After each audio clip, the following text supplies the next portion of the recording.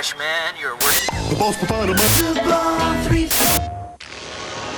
An evil empire is sucking the life force from the planet, destroying all. Assuming you were around in the late 90s, chances are that when you think of the name Squaresoft, you almost immediately think of the Japanese role-playing game. And probably for good reason. At one time, Square was the king of the RPG. It was their massive ad campaign for Final Fantasy VII that had effectively broke the dam that had been holding back the genre in America for an entire decade prior. The fact that RPGs were finally viable in a Western market caused a flood of titles to hit our shores. During this time, there was a wave of quality and innovative titles that had aimed to take away the empire that Squaresoft had built. But despite all attempts, Squaresoft reigned supreme in terms of sales, critical success, and name recognition. However, Squaresoft wasn't just making RPGs at the time.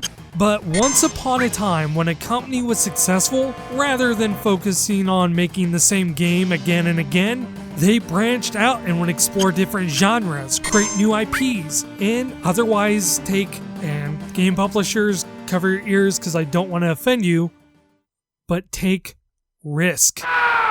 The late 90s is when we saw the very first Super Smash Bros. From Nintendo. Meanwhile, Sega was working hard to release Shenmue. Even Capcom of all companies took risk with Mega Man Legends. But out of all the big names at the time, Squaresoft was probably the most prolific in that regard. In just a span of 3 years, Squaresoft had released over 24 games. While many of these were RPGs, only a few of them were named Final Fantasy. We had Xenogears, Chrono Cross, and Parasite Eve. And even then, not all of them were your typical RPG either. Final Fantasy Tactics was exploring the strategy RPG, but Squaresoft had been making fighting games, side-scrolling shooters, racing games, and survival horror. Granted, most of these titles featured RPG elements, and some of these were obviously chasing trends at the time, but for the most part they were given a decent budget, they were well designed, critically praised, and sold fairly well. But despite their success, for one reason or another, the games from this era never survived into the modern age. While Kingdom Hearts 3 has been in development for over 13 years, we haven't heard mention of another Bushido Blade or Tobal game in nearly 2 decades. We never had a chance to even entertain the idea of a sequel to Einhander. And though supposedly we got another Parasite Eve game sometime in 2011, all I managed to find was this game called The Third Birthday. I'm pretty sure someone was trying to prank me with that one. Square Enix doesn't have much interest in preserving these games either, at least not in the West. Einhander and Bushido Blade got a re-release via the PlayStation Store in Japan, and Parasite Eve even graced the Japanese PlayStation Classic. Meanwhile, over here, we're getting our 9th port of Final Fantasy VII. And don't get me wrong, I love Final Fantasy VII.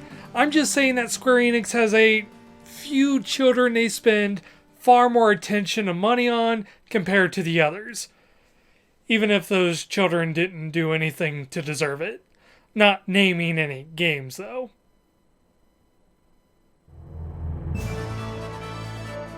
Out of all the games released during this era, there is at least one that deserves far more recognition than it receives. That game is Bushido Blade 2, but also Brave Fencer Musashi. And thanks to all of you who voted during Subscriber Appreciation Month, I finally have a chance to talk about it. So what are we waiting for? Let's do it!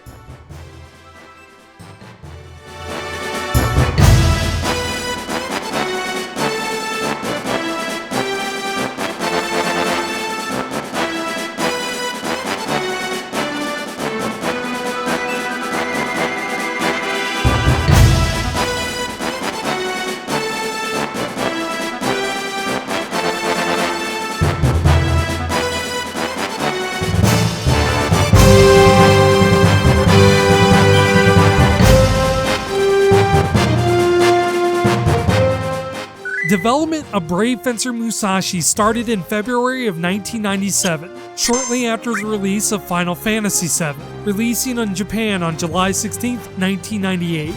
Those in the West would have to wait until October while it was being localized.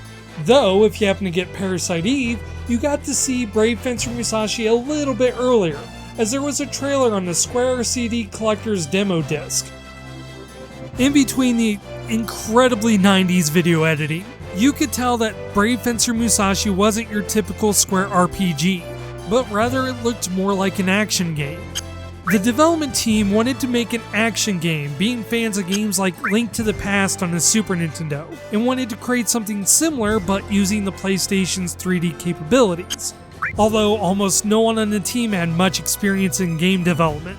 I mean, they were literally called Squaresoft's B Team, a designation that usually references the inexperienced branch of a game development studio. Brave Fencer Musashi was directed by Yoichi Yoshimoto, who had previously worked at a certain company to create Batman Returns and the Adventures of Batman and Robin. But this was his first project with Squaresoft and the first project he did with the PlayStation. Due to it being inspired by Zelda, Brave Fencer Musashi could easily be described as a Zelda clone. But while Zelda clones were certainly a common thing back then, there weren't really that many that explored the Z-axis, at least not quite yet. Games like Alundra were still using sprites and 2D environments. Even in the polygonal space, many successful titles like the aforementioned Final Fantasy VII or Resident Evil 2 were still using pre-rendered backgrounds, not fully 3D environments. By 98, seeing an action-adventure game in full 3D was kinda rare still. Now seems as good as time as any to mention that Brave Fencer Musashi released months before Ocarina of Time would hit the Nintendo 64 in Japan.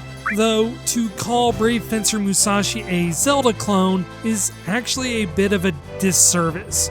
Yes, there are a lot of familiar elements. Your goal is to rescue a captured princess. There's a part of the game where you go through the Lost Woods. I mean the meandering forest. You travel through an open world, going through various dungeons to collect items to give you special abilities, to solve puzzles, to defeat bosses so you can collect 5 seals and beat the game. The Japanese title is Brave Fencer: The Legend of Musashi. The game is unabashedly a Zelda clone. It's just not all it is. The most obvious difference is that Musashi focuses far more on platforming than your typical Zelda clone.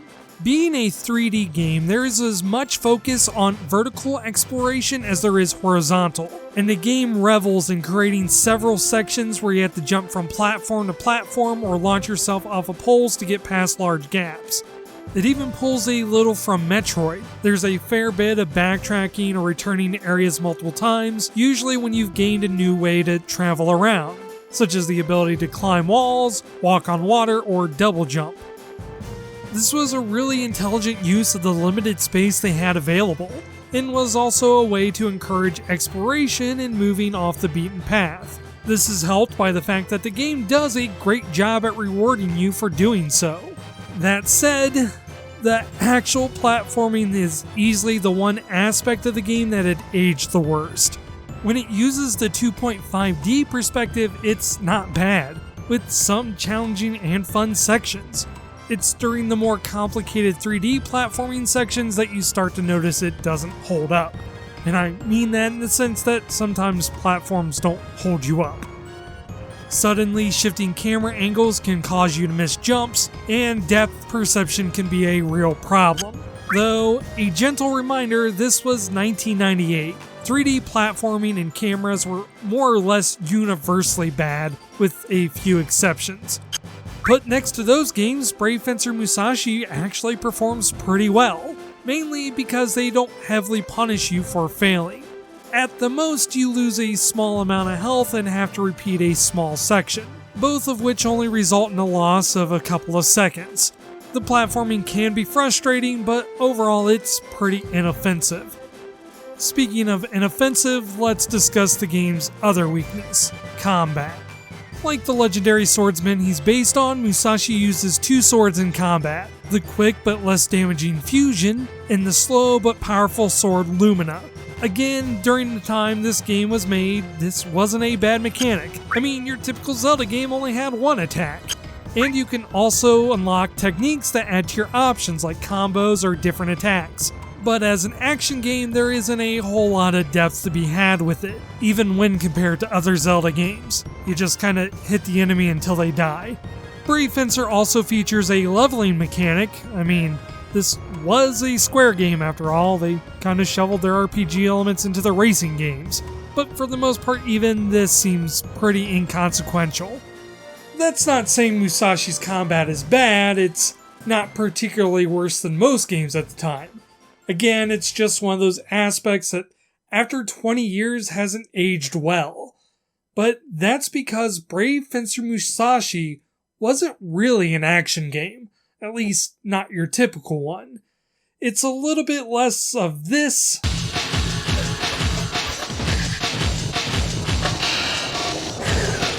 and more like this. Yeah, Square was pretty good at misrepresenting their games. But while Brave Fencer Musashi might not have been the best action game, it is an excellent puzzle game. The main gameplay mechanic is your ability to assimilate enemies. By using your sword fusion, you can absorb an enemy and gain a contextual ability. You gain useful skills like being able to shoot telekinetic bullets, throwing spears, having access to a dungeon map, or gaining really bad body odor. Most of these are used as an alternative attack, but some of these abilities are required to progress through the game. For example, there is a section where there's a bunch of zombies that are arranged in a pretty familiar way, but you have no way to approach them due to the heated floor. However, you could assimilate the ability Bowl from an enemy in another room and play a bowling minigame. Defeat all the enemies on the other side and you can progress. And if you happen to get a strike, you even get a small little bonus. Moments where you have to assimilate an enemy to solve a puzzle or having to use an enemy itself to progress are some of the best designed sections in the game. The game's surprisingly heavy with puzzles as well, and outside of the first few, it doesn't give away answers to any of them. While none of them quite hit Silent Hill levels of obscurity, there is at least one puzzle in particular that required you to collect 3 parts of a note, and then use the rules of shogi in order to solve it. And it expected you to write that solution down in like real life. Seriously, here's the notes I made to work out the solution. I don't know why, but I'm way too happy about the fact that the game made me work out a puzzle. Admittedly, there were a few that were a tad bit obtuse. I didn't have any problems this time, but there was one particularly vague puzzle that requires you to be at a certain place at a certain time on a certain day of the week, and it only gives you the slightest of hints. This could have been an attempt to sell a strategy guide, or it could have been the fact that I was a 11-year-old at the time, and maybe I was just a dumb kid. Speaking of time. Time is another important factor in Brave Fencer Musashi. The game features a day-night cycle that ends up being a little bit more robust than other games around that era. The town shops have certain operating hours and might even be closed during certain days of the week. Townspeople have daily routines that see them sleeping, working, and relaxing. Items you can buy like bread will spoil after a certain time, reducing their effectiveness, though cheese will actually get stronger the longer it's left in your inventory. These serve as your main ways of healing, so you'll probably be buying them a lot, which is why it's important to visit when the shops are having sales, like grocery shopping on Sky Day, or visiting the bakery in the last hour it's open. Even to this day, a lot of games with time mechanics don't explore it quite to the depth that Brave Fencer Musashi had managed. Though it can be argued that's because having to wait around for an NPC to progress the story is just bad design. In fact, there's a lot of waiting around with Brave Fencer Musashi. You do have the option to sleep in order to speed up time, and you'll also be sleeping to deal with your tiredness. Yeah, another gameplay element is that Musashi has to deal with fatigue. Adventure for too long and he'll start to get tuckered out, which means he'll start moving slower and deal less damage. So you'll have to nap just to remove some of the tiredness. This also recovers health, albeit slowly and at the cost of your BP. While it is nice to have the ability to heal without items, it often takes a while and you're most likely going to use it to recover from some of the unnecessary damage you've taken, either due to the game's combat or platforming. You do have the option of buying mints to keep you awake or sleeping at the end to restore fatigue more quickly, but it is nice that the option of just sleeping wherever is there. As far as a mechanic is concerned, it's not really well implemented. It doesn't serve a purpose other than being a meter that you have to manage, though it never personally bothered me. I bring it up because this was a fairly common complaint with critics, and probably one of the reasons we don't see it in many games today. It might sound like I'm being critical because, well, I kinda am, but if we're looking at it strictly from a design perspective, Brave Fencer Musashi is an ambitious, competently made, though ultimately flawed game. It's almost representative of that era of design, a frontier when the foundation was set, but the limitations weren't fully understood. However, that's not why it's so fondly remembered. No one makes the argument that Brave Fencer Musashi was some pinnacle of 90s game design. No, Brave Fencer Musashi has endured because it's just so freaking charming. I'm not even really sure how to describe it in a way that doesn't make it sound like I'm just gushing. Musashi just has so much charm that it's... Who's the real leader anyways? Who cares about that? You're right! Who cares? Come on, let's duel! What? I'm shocked that you'd even think of hitting a girl. Oh, that's a good one. I love this game so much. Alright. Let me compose myself. Brave Fencer Musashi is not a game that takes itself too seriously. It's nowhere close to the dark and sometimes melodramatic tones set by the more popular games at the time. And in fact, it stands a bit defiant of them. Musashi isn't some tortured hero, although he does have a bit of 90s too. Ha! You gave yourself that scar when you tripped and fell. Shut your mouth! If you had listened to me, that would not have happened! Flipping coins to see who wins was and still is not my style, pal. But it also doesn't try to be nearly as absurdist as games like Incredible Crisis, that just throw the narrative out for the sake of humor. Instead, it features a lighthearted yet fairly grounded story, probably best described as a Saturday morning cartoon, similar to games like Tail Concerto or Mega Man Legends. You play as Musashi, loosely based on Miyamoto Musashi, summoned by the soon-to-be-captured Princess Filet after the all-you-can-eat kingdom is being attacked by the Thirst Quencher Empire. See what I mean by the game doesn't take itself too seriously. Your job is to collect the 5 scrolls of Wind! Water! Guy, and defeat the 5 Crest Guardians to save the kingdom. Your journey not only requires you to save the princess, but also rescue the other 35 captured residents of All You Can Eat Palace, such as the mercenary Mietloaf, Pot Roast, and Stew. Though the story itself doesn't have a lot of depth, there's certainly a lot of meat to it. Oh my god. Though the majority of your time, your adventure sees you helping out the people of Grillin Village with typical neighborly stuff, such as fixing their well, rescuing their town dog, and saving them from an invasion of vampire zombies. After a while, you start to become familiar with the residents and their quirks. On that topic, Brave Fencer Musashi has a ton of character, and also tons of characters. None of them have much in the way of character development, but almost all of them have personality. From Musashi himself and the tomboy Princess Filet, to the bakery owner with his pretty disgusting obsession with the bar's famous pork chops. Every character has a distinct, if one-dimensional personality trait, but it's so self-aware that it's more endearing than anything.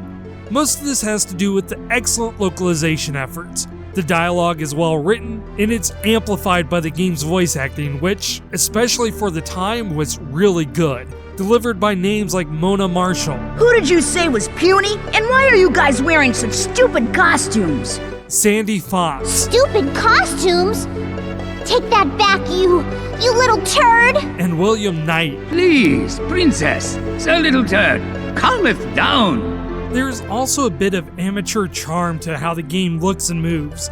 All but except a few characters are exceptionally low poly, and the animation is like someone articulating dolls. I mean, seriously, look at this. Princess Filet is just moving around like a bobble doll while Scribe Shanky slides around for no reason. Back then was the only time you could get away with something like that. It's hard to tell if this was an intentional stylistic choice or completely incidental. Considering the overall quality of the game, at minimal I would say the art team at least knew what to focus on, because it ends up being good where it matters. The animation is smooth when it comes to the main characters, the texture on the faces are emotive, and overall the environments themselves are pretty well detailed. Just not everything has the same level of polish. And since we're on the topic of presentation, holy smokes, the game's soundtrack.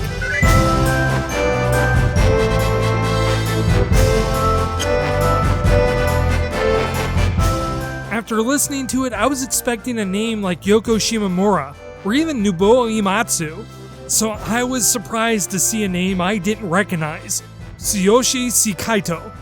He's been with Square for a while, composing tracks for games like The Last Remnant and Final Fantasy XIV, but his work on Brave Fencer Musashi is absolutely incredible and quite honestly, might be one of my favorite soundtracks on the PlayStation.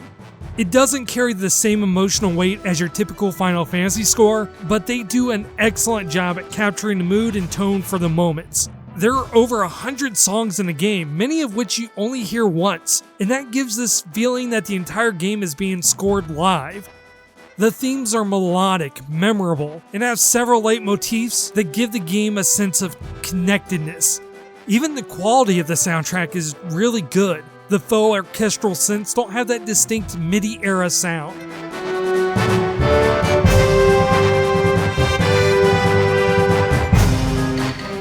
One of my favorite pieces is the All-You-Can-Eat Palace theme. It starts off as a bass song that adds more instruments and layers depending on who you rescued in the palace.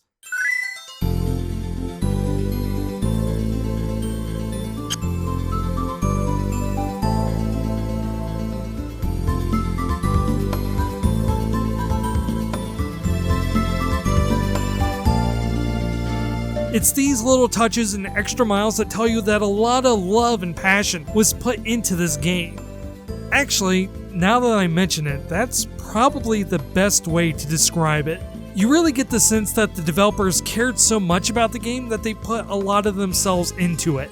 I mean, there's a toy store where you can buy action figures of characters in the game, and this isn't just some cheap model viewer either. Many of these toys are custom models, complete with joints. Most likely because one of the developers was an avid toy collector. It serves no real purpose in gameplay. It was just a way to share something that they were passionate about with you.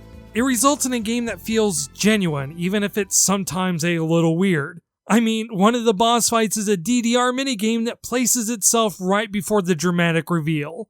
But it's also that little bit of weirdness that also makes it endearing. That's most likely why, even after 20 years, why Brave Fencer Musashi still remains in the minds of people to this day. In terms of gameplay, it's not a terrible game, but the evolution and iteration of game design has simply made a lot of the mechanics lose its luster. Modern games we play now will eventually feel like they're made in the era that they were made in. 20 years from now, we're gonna look back and see this era of Battle Royale games and probably cringe at the early designs. That's simply the nature of game design. What remains timeless is the experience that it gives and the passion that was put into it. Because that passion can't be designed, manufactured, or replicated, and that it always remains relevant, no matter how old the game is. It's just a shame that the experience isn't more readily available for others right now. As mentioned before, Square Enix has neglected this era almost entirely, Brave Fencer Musashi included. Though it had a re-release for the PlayStation Network in Japan, it never made its way to the West. It's hard to tell if this was due to a lack of interest, or perhaps a problem getting a rights to the voice acting, but there hasn't been much, if any, acknowledgement of the game's existence in the West. Though, that doesn't mean it was completely abandoned. On July 15th, 2018, the Japanese Square Enix YouTube page released a short video commemorating the 20th year anniversary of Brave Fencer Musashi, featuring some original artwork and arranged soundtracks from the game.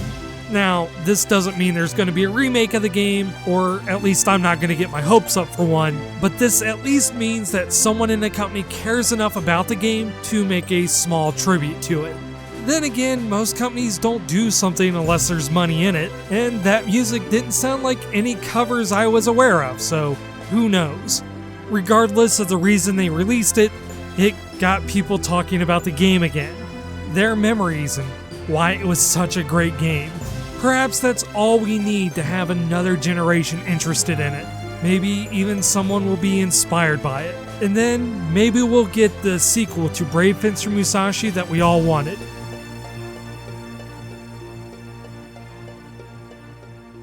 Yeah, no.